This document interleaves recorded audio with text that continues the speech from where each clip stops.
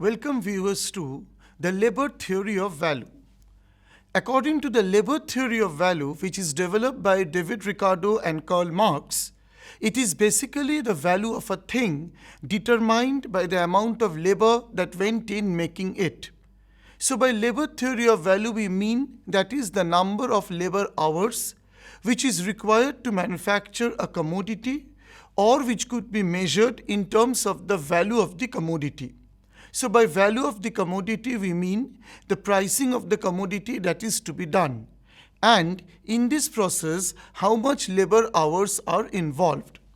When we get into the evolution of this labor theory of value, we actually take care of some of the major proponents of the theory. They are namely Adam Smith, David Ricardo, and Karl Marx were the most well-known supporters of the labor theory.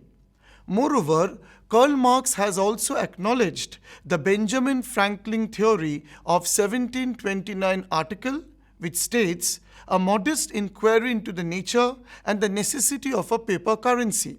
So by paper currency, we mean the medium of exchange or the evaluation of the price of the commodity. So the labor theory of value is basically a foundation of a classic Marxian economics, and that is where the Marxian theory is deep-rooted. As a result, labor theory of value is commonly linked up with the Marxian economics, and also it is being linked up with the theory of trade or the theory of invisible hand by Adam Smith and David Ricardo. So by invisible hand, we mean that is the number of ways by which interests of the both producers and the consumers can be satisfied. As we proceed on the further evolution of the labor theory of value, we basically refer on the term labor embodied. So Adam Smith argued that if labor embodied in a commodity is called the labor demanded. So in terms of the market mechanism or in terms of the invisible hand, we invite a market-oriented framework where we find out the demand for the commodity and the supply of the commodity are interacted. And that is how we can go by the profit maximizing principle. So in terms of the Ricardian theory or in terms of the Adam Smith theory, it is the labor embodied component that comes the same. In response to the dilemma in terms of the profit maximization versus the demand theory, David Ricardo has been taken that Smith has mistaken labor with wages. That means labor is evaluated in terms of the wages, particularly the labor theory of the value, and moreover we can see that this is basically practically coming in terms of the labor commanded, and he contended that it will always be more than the labor required to maximize the wage. That means what is the amount of labor required to maximize the wages that should come in place. So the value of the labor is not just the value of the wage, which was mistaken basically by Adam Smith, and that has been pointed out by the David Ricardo because it's the value of the labor power, but the value of the entire product created by the labor. So whenever we look at the labor theory of value, it does not mean only the value of the labor, not the value of the wage, but the value of the entire product of the labor that is in place. So in this particular context, Marx has elaborated the concepts and also mentioned that the employees always spend each portion of the day to contribute in this value generation in terms of the hours. So what is the amount of the labor hour required to produce the commodity, and in the return what wages they are receiving, and so it is basically coming into the welfare theory or circular flow of the national income. So the majority of the time working for the capitalist benefit is taken up by the profit maximizing class. The economic ideas of the Marx were basically centered around the labor theory of the value, which goes by the exploitation theory. That means the return to the labor and the capital are exhausted after the payment of the wages, and these were the basic manifestations of the labor theory of value as it is being said.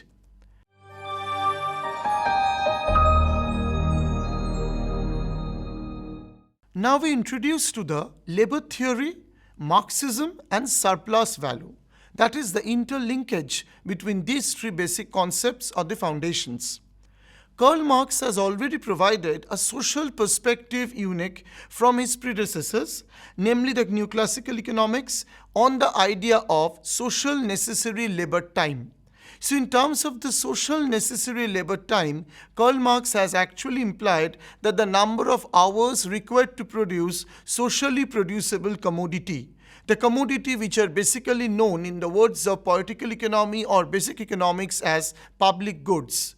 So the goods which are considered for the betterment of the common man, which are basically non-rival and non-exclusive. So how much labor hours are required to produce such kind of public goods which are socially usable, or they are called socially necessity. So but the economists actually blame that is begin with the individual, but Marx begin with the society as a whole. So in terms of the private motive we say, or a private commodity we say, that it satisfies the private benefit or the individualistic approach.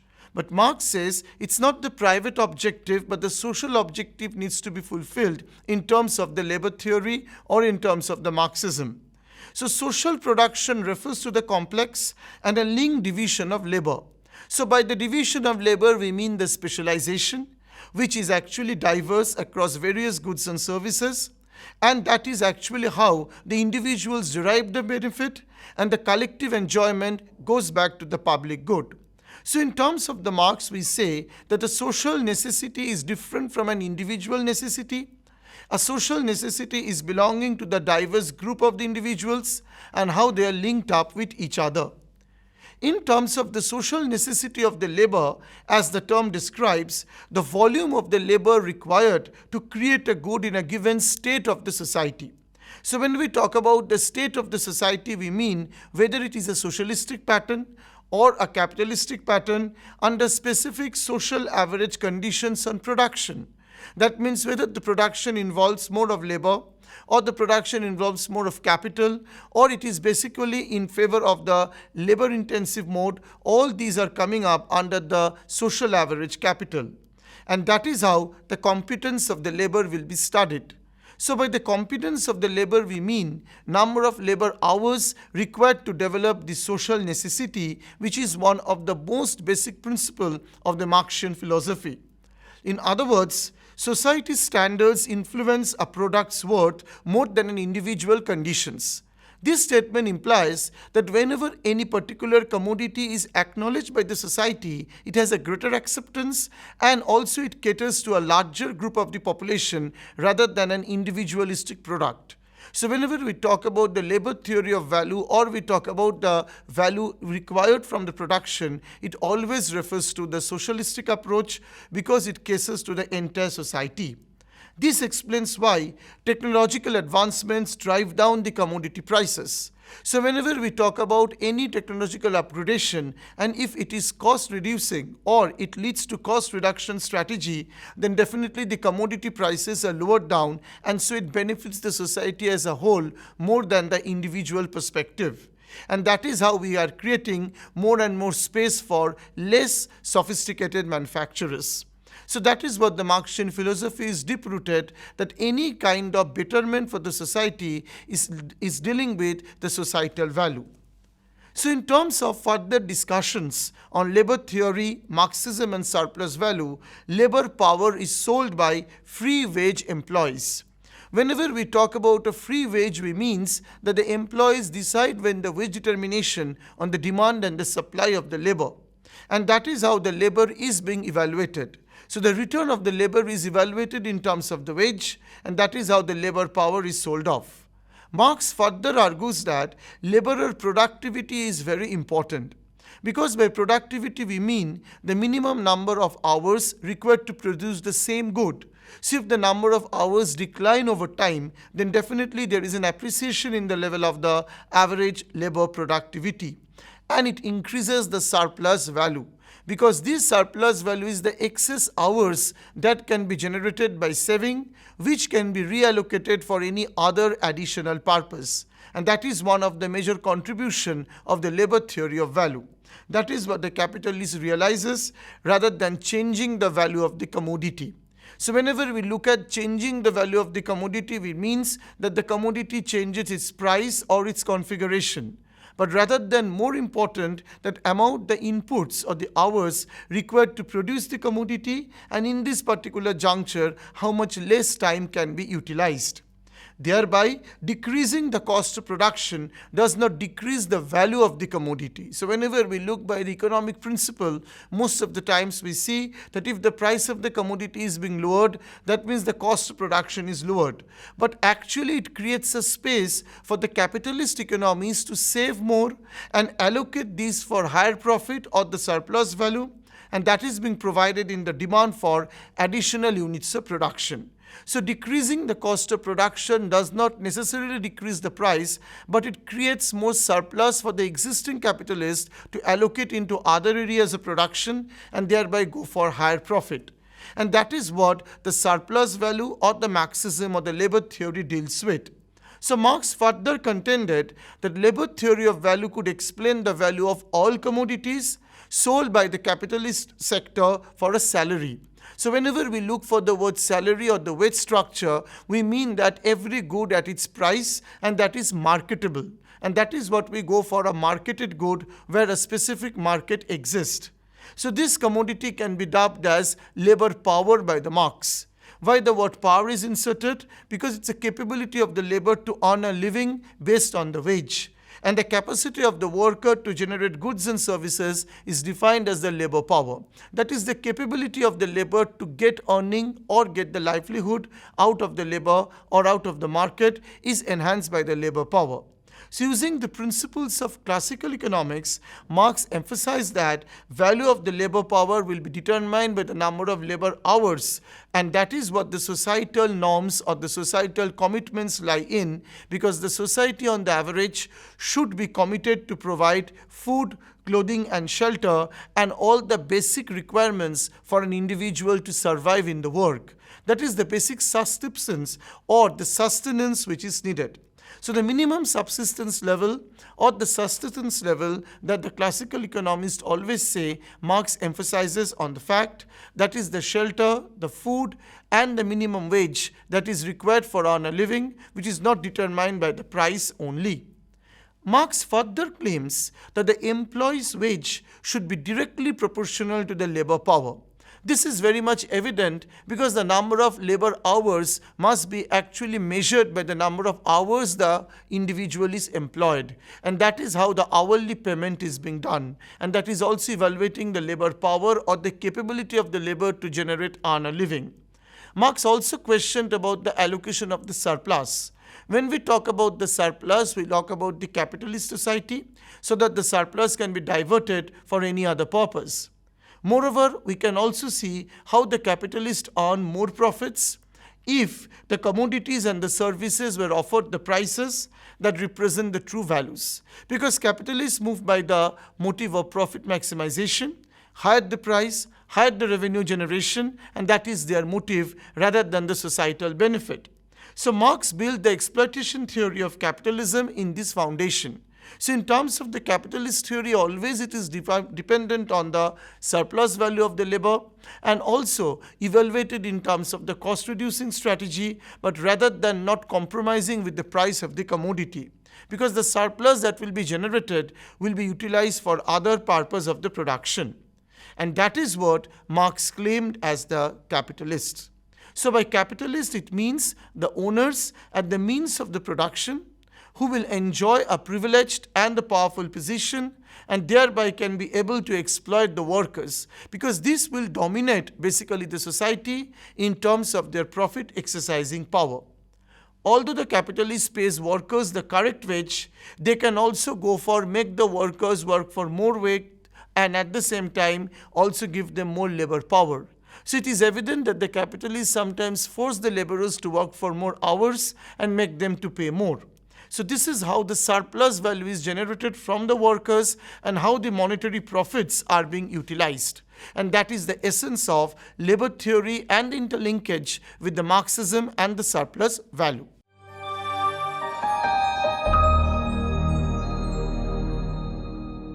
Now we move on to the concept of value.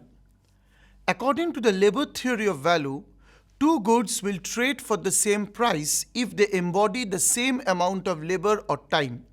That means we want to say that if there are two products X and Y and the number of hours required for producing X and Y are the same, then we can say that the two goods will make up for the same price. So everything is evaluated in terms of the labor hours needed to produce the commodity, and that will define the exchange ratio. That means they will exchange at a ratio which is determined by the relative disparities between the two labor hours. So for example, it is said that if hunting a deer takes 20 hours and trapping a beaver takes 10 hours, then the trade ratio will be given by 2 beavers for 1 deer. That means this is basically done in terms of relative pricing or in terms of comparing the manufacturing of the product in terms of relative hours. So this is actually being pointed out by the labor theory of value as proposed by Adam Smith. So Adam Smith further stated that labor was the original exchange money for all the commodities. So even before the barter economy, it is only the labor theory or the labor value which is being considered as the medium of exchange or the parity between the two commodities measured in terms of two different prices. And hence, more labor employed in manufacturing, greater the value of that thing in comparison to the other products. That means if for a particular product more amount of labor is more needed or is required, then that product will have more value in terms of the pricing, or it will be determined by the number of labor hours that is being involved. This goes back to the labor theory of value as an early attempt by the economist to explain why the concept of relative prices have come up in the picture. Because the foundation of the relative prices is deep rooted in the Smith theory, where we say that more amount of labor power will be evaluated in terms of more price in a comparative framework. So that means labor theory of value was an early attempt by the economists to explain why things were exchanged in the market for specific relative prices, where we move by price of one commodity in comparison to the other. Classical economists such as Ricardo and Marx use the labor theory to the formulation of relative prices based on the amounts of labor. That means amount of labor required to produce 1 unit of good X, that will be evaluated in terms of price of the good X, and amount of labor required to produce 1 unit of good Y will also be evaluated in terms of price of good Y, and thereby they will be done in a comparative framework. So that is how the concept of relative pricing comes in, and that is how the concept of labor theory of value comes in. This is how Karl Marx and also the terminologies in the Marxian philosophy changed over time. Karl Marx believed that the product's worth was proportionate to the labor of the worker or the producer. That means it is said that the worth of the product or the valuation of the product proportionate to the labor of the worker or the producer. That means how much labor is required by the worker or the producer. But Adam Smith says that the product's value is related to the labor of the buyer or the consumer. That means it is on the demand side, and Marx is saying on the supply side. So on the demand side, we say that who are demanding the labor, and that is very much important from the buyer of the labor, and the Karl Marx says on the supply side.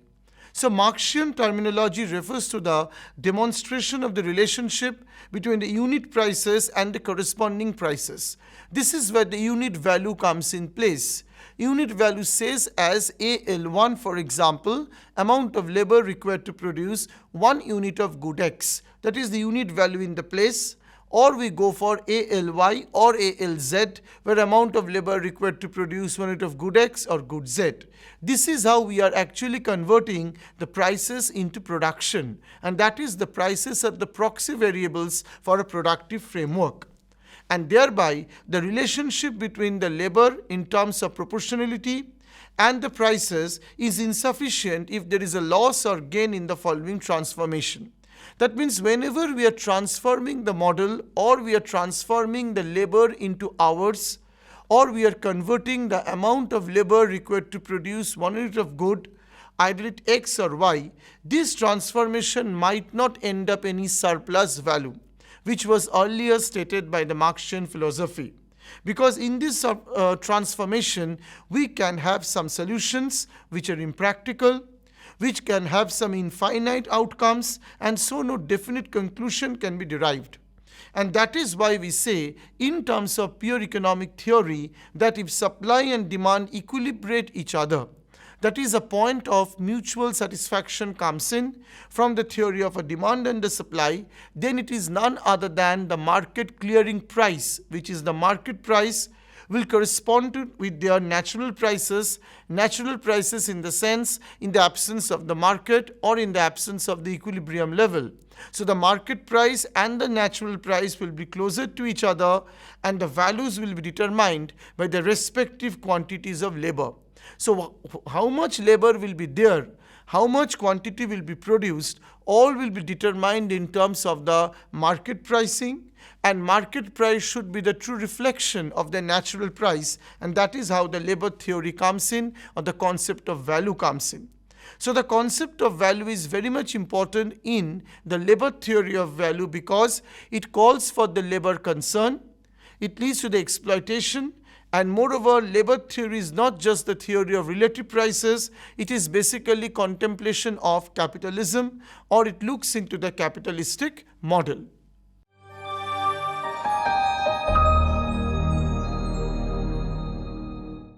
Now we look into the criticisms of the labor theory of value. Labor itself cannot create a product or a value as actually pointed out by the critics.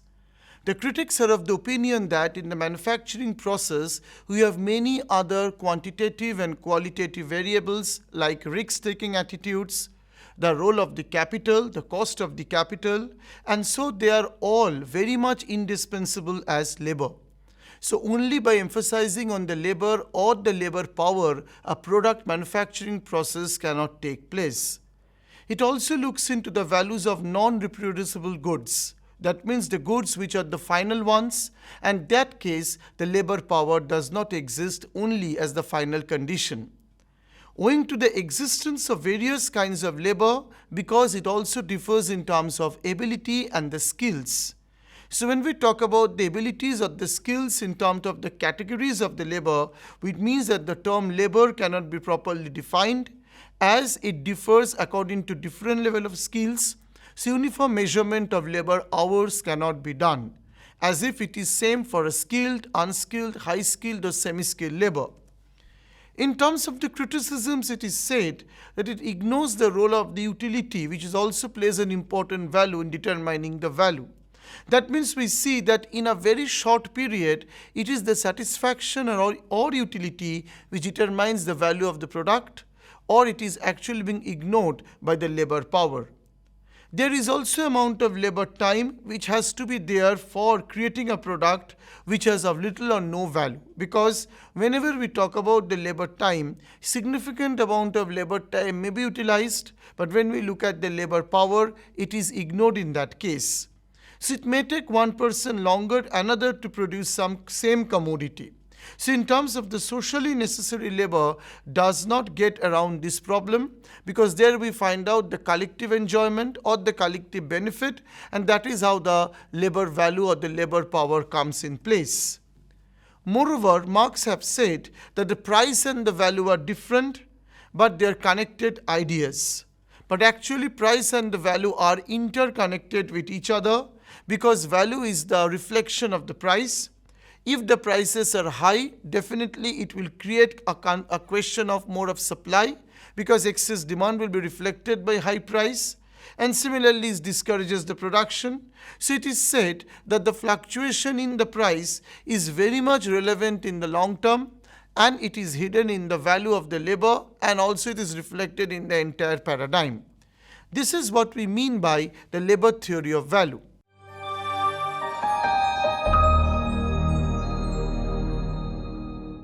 So for summing up, we can say that the module delves into the basic concept of the labor theory of value. Discussions of the Marxian philosophy are also looked into.